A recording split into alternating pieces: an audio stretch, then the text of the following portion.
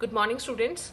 So, as we are studying about the topic that is the methods of calculating national income, and in our previous lectures we have covered up the first concept or first method that is known as the income method along with the theoretical and practical part.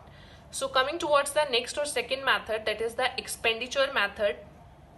The national income, according to this method, the national income is estimated in terms of the expenditure on the purchase of final goods and services which are being produced in the economy.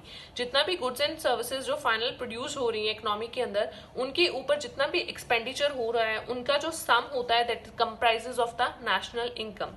Since जो final expenditure है that again comprises of two components C and I. C means consumption and I means investment. Again in the form of the investment like जो हम invest करते हैं, and consumption means जो particularly government के द्वारा households के द्वारा जो चीजें consume हो रही हैं, that all comprises the final expenditure. This method is also called as consumption and investment method or the income disposal method. See, in this method you need to have the three things to calculate the expenditure method. One is the final consumption expenditure, this part. Second is the gross domestic capital formation.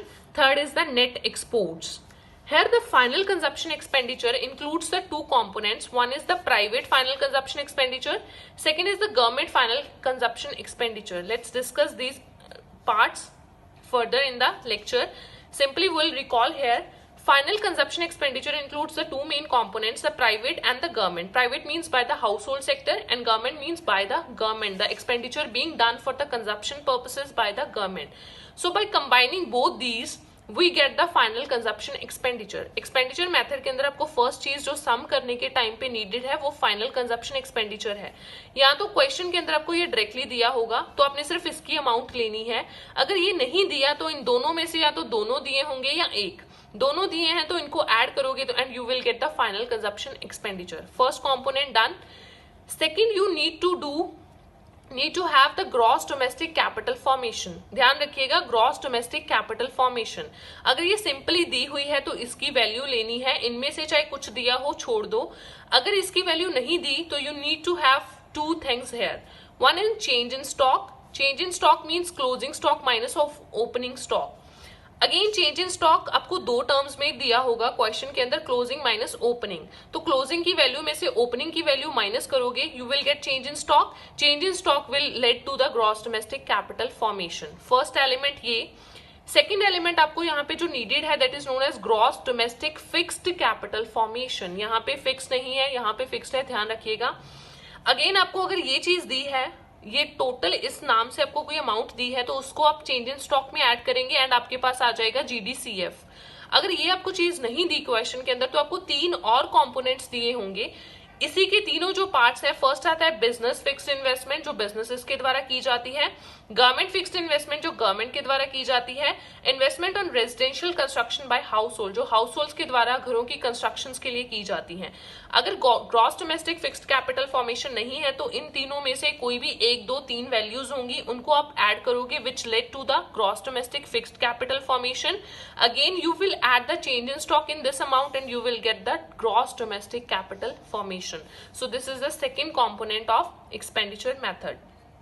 Third, here comes the net exports. This is the simple part, x minus m.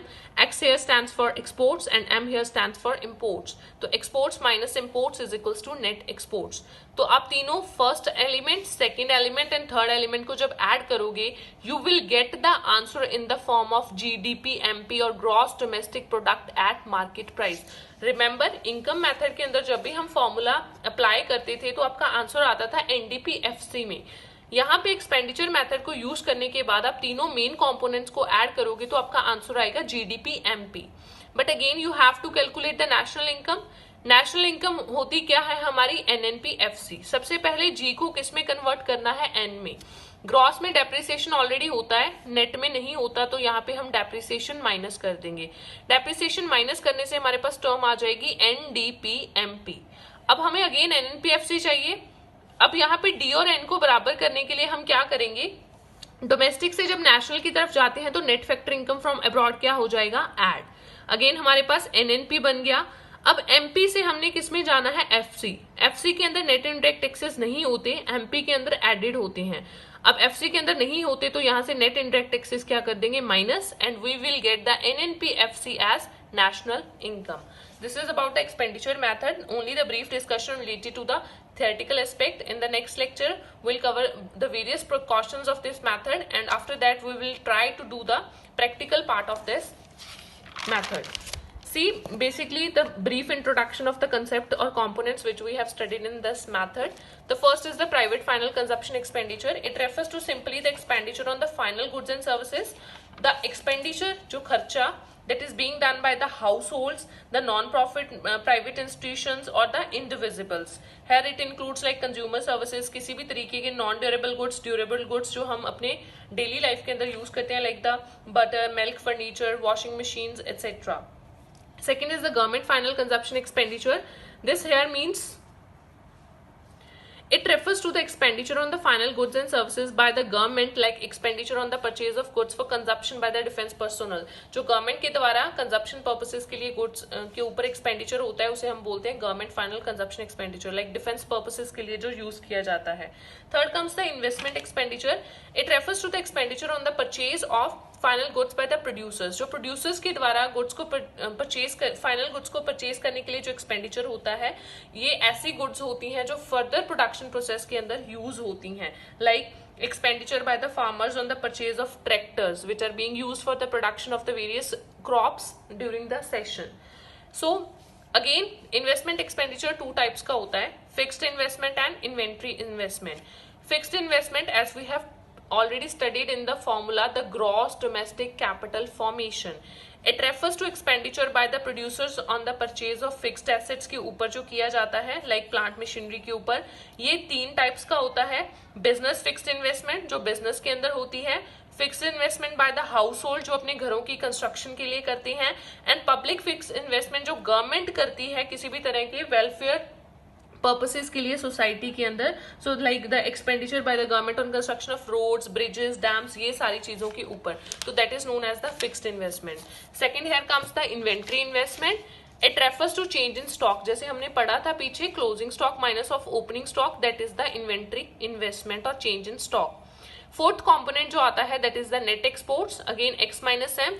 It refers to simply the difference between the exports and imports during an accounting year. Exports जो होते हैं they are the expenditure by the foreigner on the are domestically produced final goods and services, while imports are the expenditure on the goods and services which are being produced abroad and which we are being provided in the Indian boundaries.